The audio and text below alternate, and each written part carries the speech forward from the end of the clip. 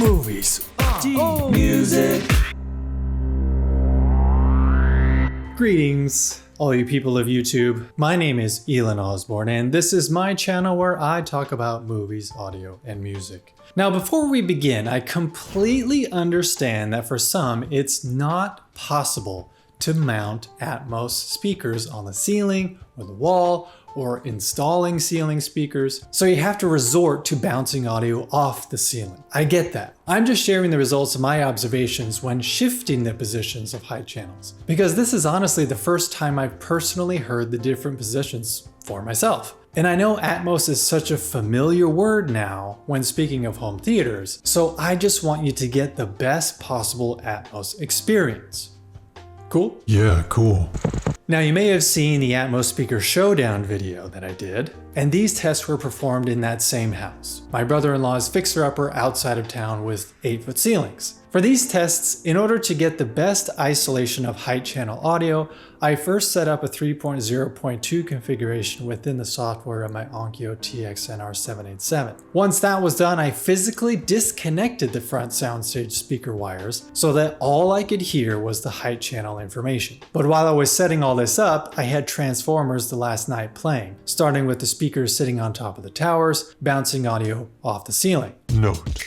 When talking about upward firing speakers in the past, I would always recommend 8-foot ceilings to get the full effect. Maybe 9, but that was pushing it. I know Dolby recommends it can work with up to 11-foot ceilings, but I have 10-foot ceilings in my house and I never got anything out of upward firing at all. So I honestly don't believe that for a second. Side note. While watching Transformers, I was actually not impressed with the height channel experience. The amount of audio coming out of the height channels was sparse at best. A lot of times the movie might be mixed in a way where the height channel information is just a more reflective or reverby version of what's happening in the ear level speakers, just to add dimension to the soundstage, right? But during Transformers, there were so many long moments of silence, even during the more pivotal action scenes where I thought there would be a lot more happening up top. Pretty disappointing from such an audio-driven, sound effects heavy movie. So that's one aspect about something that's mixed in Atmos. They're not all the same. Anywho, I'm just gonna come right out and say it. From this day forward, I cannot recommend upward firing speakers. Full stop. But like I said at the start, I know it's not possible for some of you out there. But I will say this, upward firing does add a little dimension to the audio, because I could hear the direct audio coming from the height channels. So there was this little bubble of audio that sat above the speakers a few feet. So did it add dimension to the experience? Yes. But sounding like it was coming from the ceiling? No. Even with 8-foot ceilings. I kind of felt bad since I kept thinking this whole time, yeah, you'll be fine with 8-foot ceilings. Sure. Not the case, my friends, now that I've experienced it firsthand. But here's the other big reason why upward firing almost never works. What's actually coming out of the height channels can be so subtle at times. During Transformers, there were parts where just a light wind was coming out, or literally the sound of air with birds quietly chirping. You know, atmosphere. I had to get my ear right next to it to realize, oh yeah, that's not just birds chirping outside, that's coming from the speaker. So are you trying to tell me that something so subtle is going to travel up to the ceiling, bounce off, and travel to my listening position with enough power behind it to still be audible? Sorry. That's just not the case. Now, there were parts where some pretty loud sound effects came through the height channels, but those were few and far between. So just to recap upward firing, yes, it does add some dimension. I'd say about a 3-foot bubble above the speakers themselves. So depending on where you have them, it's a bubble that reaches just above your TV probably. But being able to actually bounce audio off the ceiling, only occasionally when you have some sound effects come through at full volume. Otherwise, it's just too subtle. So now what? Well, let's move on to mounting them above the TV in the corner where the ceiling and the wall meet. You might have already guessed that I immediately noticed a difference. Good old direct audio shooting right at my listening position. I particularly like this position because you not only get the height aspect, the wall of sound, which creates this illusion that your TV is ginormous. But one thing I noticed with flat 8-foot ceilings is that I not only heard the direct sound, but I also heard indirect reflections off the ceiling a few feet from the speaker itself. You'd think it might make it sound a little strange, but to me, it added to the effect quite well. Note: this position is also associated with RO3D configurations. In a nutshell, RO3D is meant to add a literal dome of audio around you. But to get its full effect, you would need at least a 5.1.4 configuration, with 4 height channels above your front and surround speakers, or as they call it, a 9.1 configuration. You would also need a receiver that can decode RO3D. Although truth be told, RO3D is more of a European thing. You can't get any 4K Blu-rays with an RO3D mix here in the United States unless it's imported from Europe, and that can be a pain or have ginormous import fees added to the total. But a receiver that can decode RO3D like the Denon X4700H, 6700H, Marantz SR7015 and SR8015 for example, will have an RO3D upmixer. So you can still technically choose any RO3D experience from the audio menu, even if it was mixed in DTS or Dolby formats. And the cherry on top,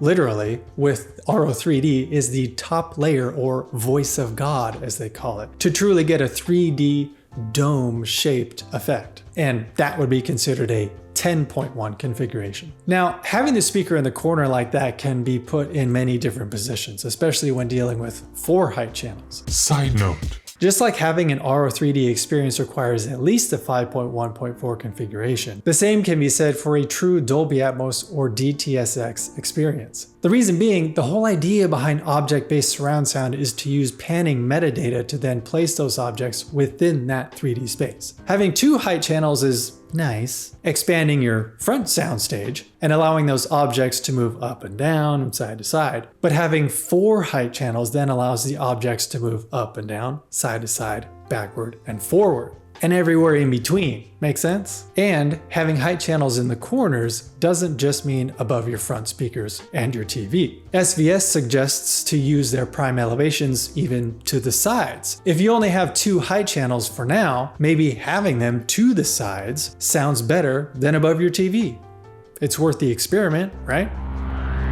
Now let's move on to the last position, on the ceiling, or even in-ceiling speakers, if you're considering that option. And after performing all these tests, I can honestly say that I found on the ceiling different. But I'm not 100% on board with saying it's better than having it high up on the wall. I did get a more direct sound with subtle atmospherics, but I didn't quite get the same wall of sound effect since they were no longer positioned right above the TV. Now in my home, I have in-ceiling speakers, but after these tests, on wall and having RO3D in mind is kind of growing on me. But one thing to consider is aesthetics. You cannot see a single speaker wire in my setup at home since I had to snake them up from my media closet and over through my attic. And they're virtually flush against my ceiling. So that does prove to be a winner in the aesthetics department, being discreet and not distracting. Dolby Atmos specifications do recommend to have on or in-ceiling speakers, and even has specific degrees to stick to on their website diagrams. So if you're a Dolby purist,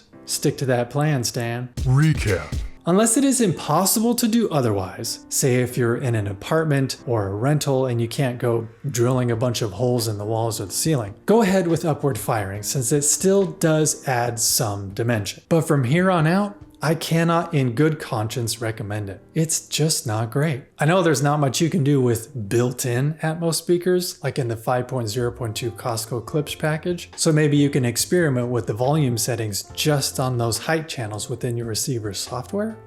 Otherwise, if you have separate speakers, place them on the wall or on the ceiling. One big advantage of having them high up on the wall is that it's the most versatile, being able to support Dolby Atmos, DTS:X, and RO3D configurations without having to change any positions. And lastly, on or in ceiling will be the most discreet and just slightly better audio when it comes to subtle atmospherics, since they're shooting straight down at you, as well as certain effects like helicopters overhead. But not as versatile with all the various surround sound formats available today. But everyone's home theater space is different. The size, the shape, the furniture placement, etc. So go with the best you can do in your current situation. And maybe just have some future plans in mind to make it better. Because we all know once you start this home theater journey, it's hard to stop.